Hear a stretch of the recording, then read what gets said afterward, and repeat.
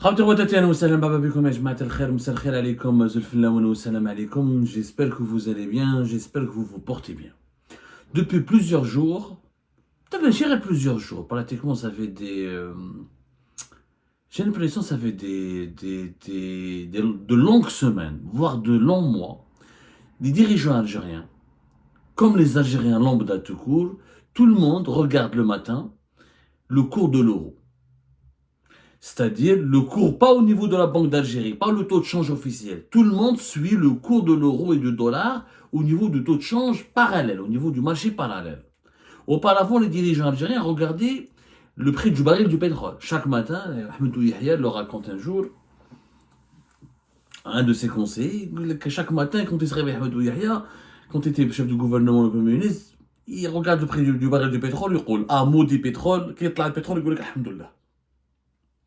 Les dirigeants algériens leur seule préoccupation, c'est comment stopper la flambée de l'eau. Sous l'époque Tebboune, c'est historique.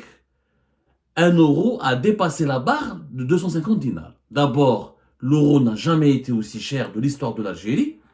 Mais en plus, on en a déjà parlé, sous l'époque Tebboune, il y a eu des records absolus qui ont été battus en 2022, 2023, 2024. Ça a commencé par 220, 225, 230, 245, 200... Là, elle a dépassé 250. Ça n'a jamais existé sous aucun autre président de la République. Je dis bien sous aucun président de la République. Il n'y a que Abdelmajid Tebboune, sous sa présidence, où l'Algérie a connu un effondrement. Un effondrement et une augmentation conséquente, significative, historique. On en a parlé, par exemple, il y a 9 mois de cela, quand 1 euro a dépassé la barre du 244 dinars, c'était le 2 février 2024, on a dit que c'était déjà un record historique. Et là, les records s'enchaînent.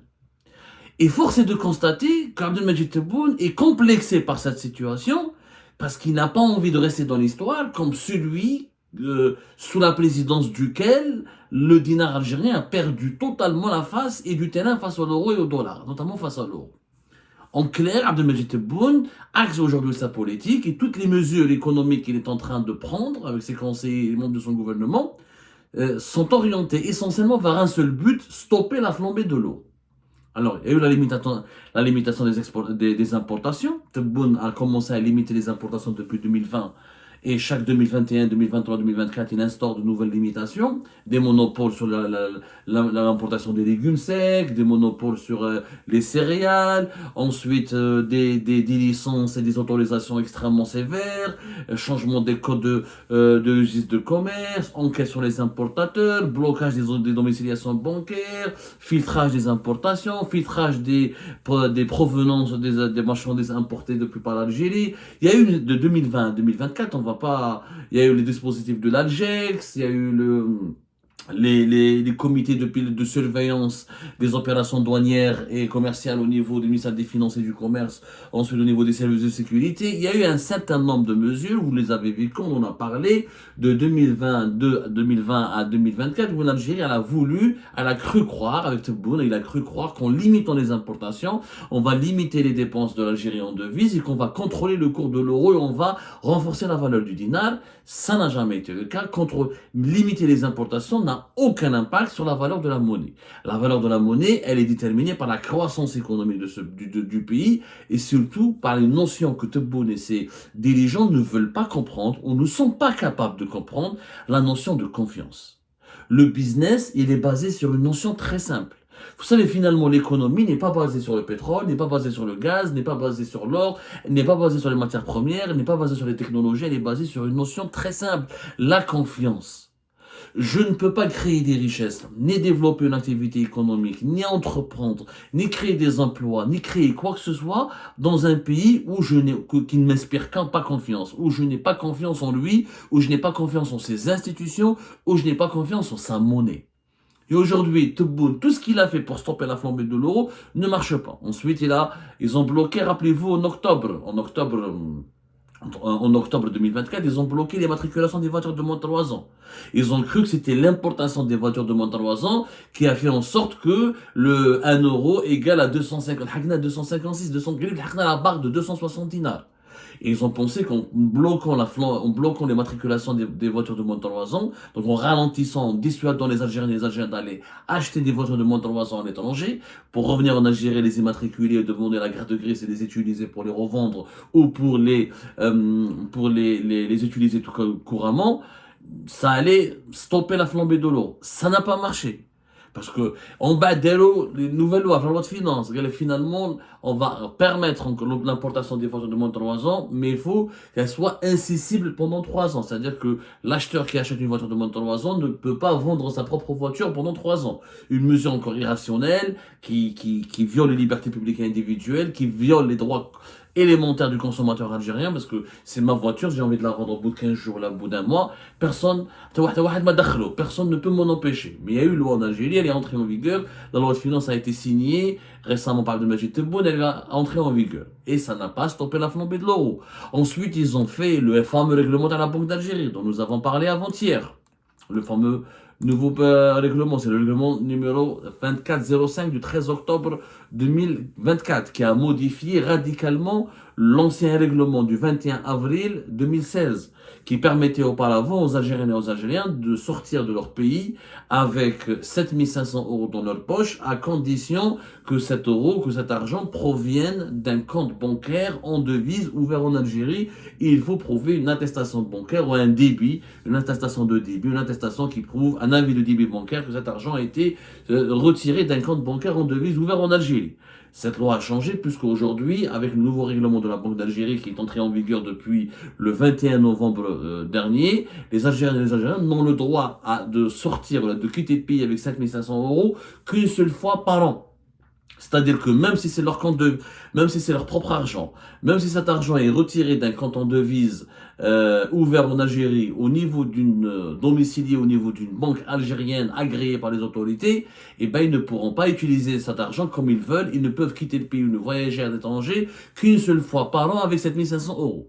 Et on a pensé, on a dit à Tebboune, à ses dirigeants, que l'euro va s'effondrer, va reculer et qu'on va maîtriser la flambée. Ce n'est pas le cas puisqu'aujourd'hui encore, 1 euro est à 256 dinars et rien n'est tombé, l'euro continue d'augmenter.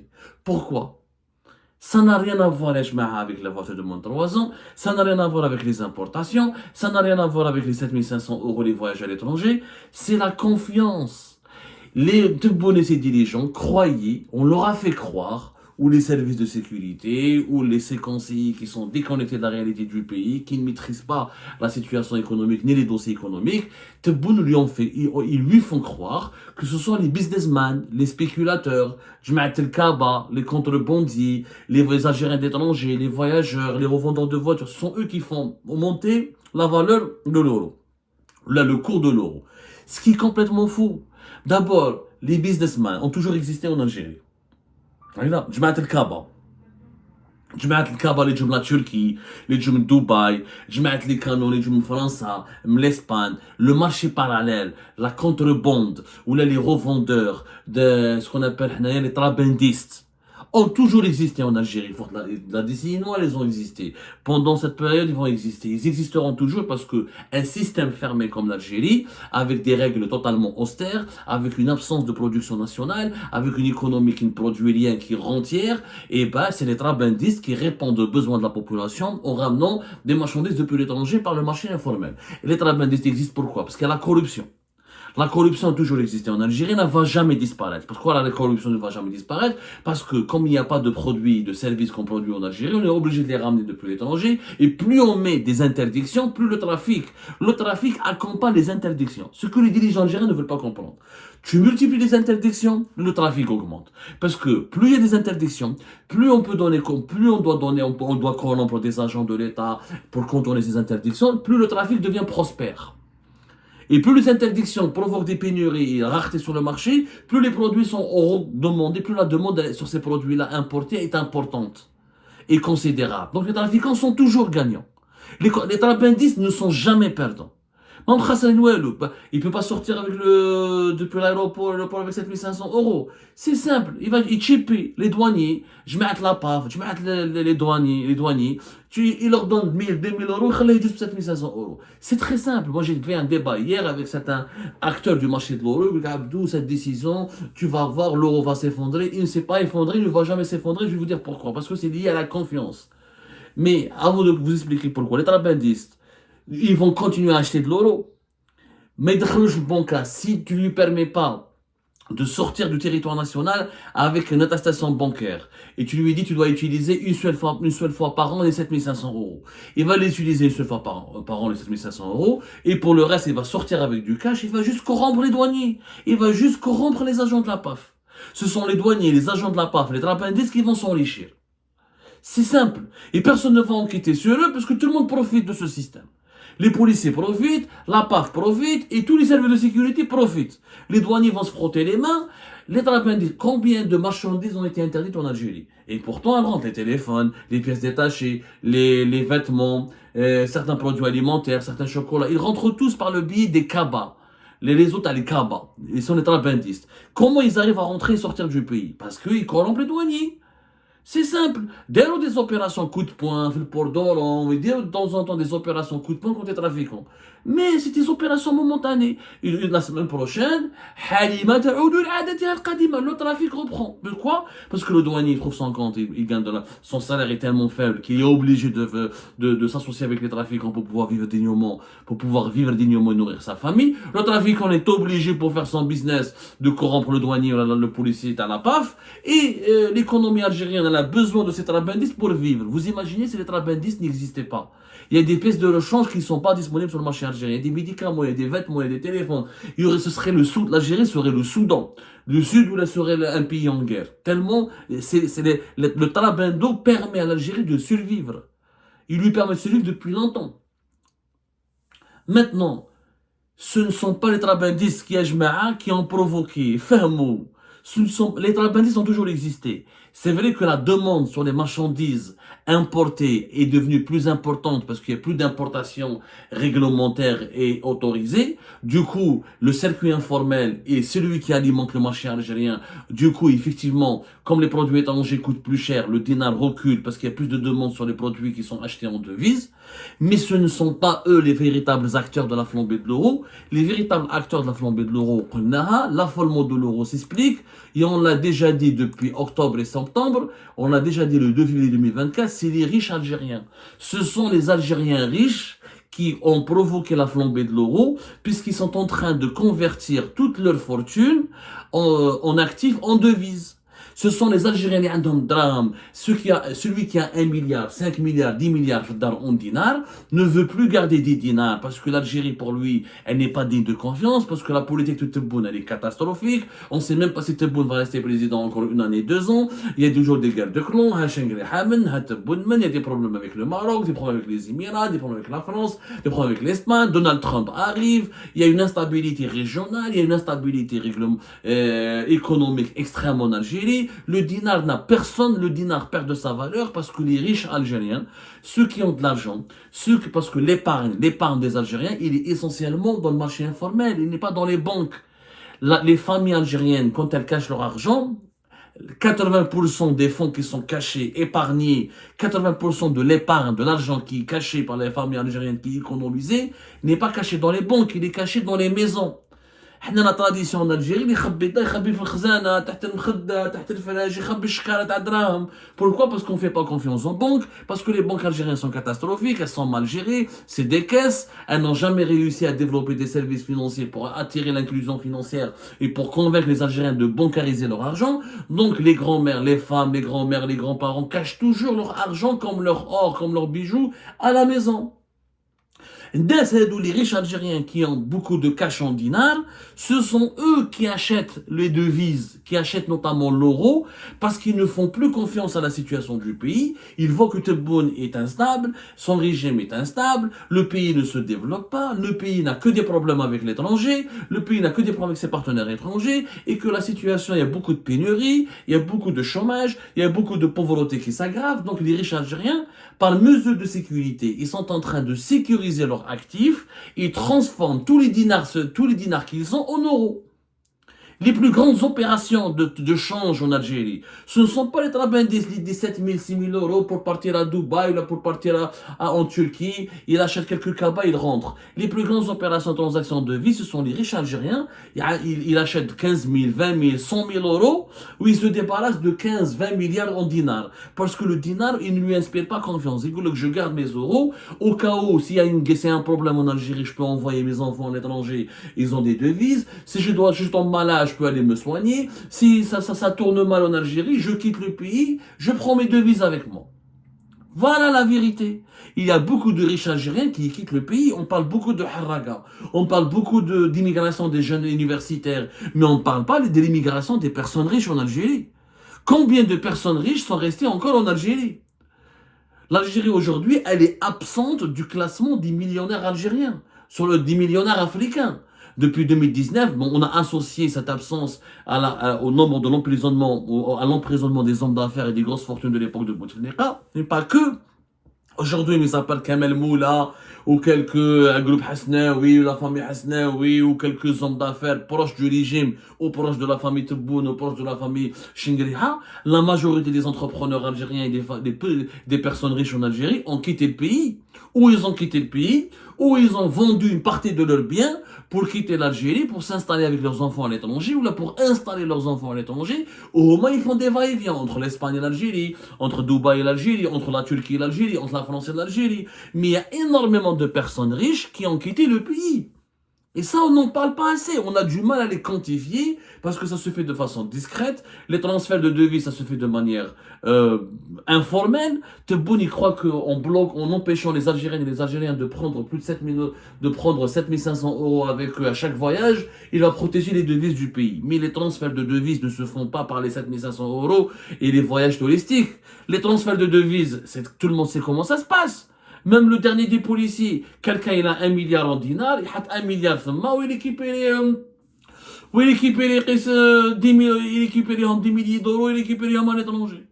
C'est simple, il a 1 milliard, même il récupère 60 000 ou 50 000 à le cours de l'euro à Paris ou à Dubaï ou en Turquie. C'est comme ça que les réseaux fonctionnent. D'ailleurs, où est-ce que l'euro a augmenté? Parce qu'il y a beaucoup de demandes. Aujourd'hui, il n'y a plus assez d'euros. Il n'y a plus assez de devises sur le marché algérien. Pourquoi? Parce que les riches achètent beaucoup. Ah mais je le 10 000, 15 000, 100 000 euros, 200 000, 300 000, ou ils en Espagne, ils cachent les devises, leur argent. Ils disent que je fais mes économies en euros. Je ne vais pas faire mes économies en dinars parce que ce pays est instable, les dirigeants s'en foutent, ils ont des problèmes avec toutes les puissances du monde et la situation économique n'est pas claire, il n'y a pas d'investissement, il n'y a pas de projet, tout est immobilisé. Donc je transforme, je convertis mes économies du dinar en euros, ou là ils les transfèrent partiellement à l'étranger. Donc la flambée de l'euro, elle vient de ce problème, de cette absence de confiance que les riches algériens ont développé vis-à-vis du régime. Ce sont les riches qui ont causé ce problème. C'est pas le petit rabindiste ou celui qui achète une voiture de moins de 3 ans. Ce sont les grands propriétaires qui ont 4-5 villas. Ils disent qu'on a ma villa, on a récupéré le dinar, on a acheté l'or, on a mis l'or au fidar et on ne sait jamais. Ce sont des personnes qui sont riches. Combien sont-ils? On peut les estimer au minimum à 10 000 personnes. C'est-à-dire c'est les personnes qui ont des actifs de plus de 10 milliards de centimes. À partir de 10 milliards de centimes, il y a beaucoup de personnes qui ont 10 milliards au tallah, c'est-à-dire 10 milliards de centimes. 100 millions de dinars. À partir de 100 millions de dinars, on peut dire c'est une personne aisée. Les personnes aisées, il y en a 10 000 entre eux qui sont en train d'acheter régulièrement de l'euro et beaucoup d'entre eux, ou ils ont quitté le pays, ou ils ont fait des va-et-vient, ou ils ont installé une partie de leur famille et eux, ils achètent par milliers. Ils achètent l'euro par milliers. C'est-à-dire, à chaque achat, ils vont acheter entre 20 000, 30 000, 40 000, 50 000, 10 000, 100 000. Ils n'achètent pas 5 000 ou 7 000. Ce qui fait que la forte demande sur l'euro, de la part de ces gens riches, qui ont des économies qui en dinars, ou là, qui ont du cash en dinars, ou là, qui ont des biens immobiliers, qui sont en train de les liquider, de les céder, pour les convertir tous leurs actifs en euros, ou pour partir à l'étranger, ou pour préparer leur départ à l'étranger, ou pour partir, faire évader leur famille partiellement, pour permettre à leur famille de partir, d'une partie de leur famille de s'installer à l'étranger, notamment leurs enfants. Ils se vont comme des milliardaires, qu'un des milliardaires haraga en Algérie. qu'il y a des milliardaires en Algérie, ou des milliardaires en dinars. Ça veut dire un 20, 30, 40, 50 milliards en centimes. Ils sont des milliardaires en Algérie. ما يلقاش فيزا يشري يروح هو يخلص حرقه دو لوكس c'est-à-dire 100 ou 150 il y a 150 millions il y a des hargas à 300 millions sur des bateaux extrêmement luxueux des tropicaux les réseaux de la harga profitent aussi de l'affolement des gens riches le départ des gens la harga des riches n'est pas comme la harga des pauvres on n'en parle pas en Algérie c'est un sujet tabou parce que la harga des riches personne ne la remarque personne ils se font pas attraper comme les riches les réseaux de la Harga qui sont spécialisés dans le transport des riches, ils chipent, ils donnent beaucoup de corruption aux gardes-côtes et aux gendarmes, donc ils ne se font pas arrêter. C'est des tropicaux, c'est des semi-rigides extrêmement rapides, extrêmement luxueux. Une goutte d'eau de la mer ne te touche pas. Il y a 2 heures, là, en Espagne. وكيدي معاه ديجا كيطلع يطلع معاه واحد 40 000 50 000 اورو ويخلص الحرقه تاعو ب 150 مليون جوسكا 3 la حرقه دو لوكس اللي حقت 300 مليون c'est-à-dire l'équivalent de 10 000 à 12 000 euros ويروح اسبانيا ويقعد ويهرب هادو les personnes n'en parlent pas ils sont des milliers j'ai du mal à les quantifier j'ai sorti le chiffre de 10 000 il est certainement très relativisé. Je pense qu'ils sont entre 10 000 à 50 000. Entre ceux qui achètent régulièrement, qui convertissent leurs actifs du dinar en euros et qui veulent partir à l'étranger et qui procèdent à des achats réguliers chaque semaine entre 10 000, 15 000 jusqu'à 100 000 euros. Et ça a créé une bulle, ce qu'on appelle une bulle spéculative. C'est-à-dire que des personnes sont en train d'acheter, de se ruer vers un actif qui est l'euro. L'euro en Algérie est devenu un actif de sécurité. Voilà, c'est un actif de sécurité, c'est-à-dire que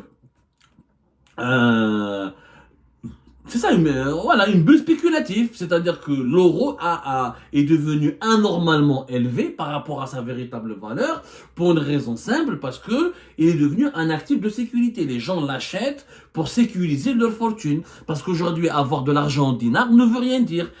Être riche en Algérie, tu n'es pas à l'abri d'un problème. Aujourd'hui, il y a une crise, il y a une guerre, il y a un problème qui éclate en Algérie. On te met en prison, on te cherche, on va te coller un dossier. Si tu as 50, 60 ou la 70 milliards de centimes ou la 100 milliards de centimes, ça sert à rien. Par contre, si tu as 100 000, 200 000, 300 000 euros, ça sert. Derrière Harga, ou la gare d'Espagne, le temps que tu fais des papiers, ou là tu achètes les papiers, ou là tu achètes un bien à Alicante à 30 000, 40 000, ou là 50 000, jusqu'à 100 000 euros. Là tu t'installes à Dubaï.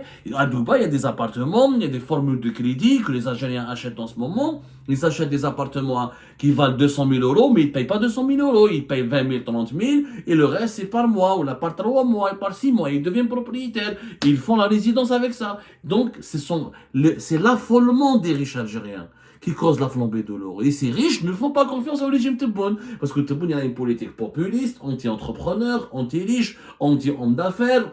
Monopole de l'État partout, interdiction partout, des incarcérations, des redressements fiscaux, des harcèlements, de la surveillance. Aujourd'hui, être riche en Algérie, c'est déjà être coupable.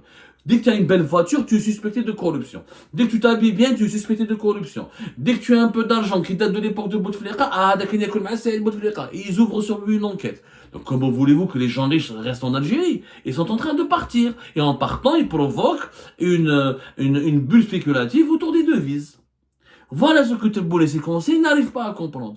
Pour ralentir la flambée de l'euro, ce qu'il faut faire, c'est rétablir la confiance.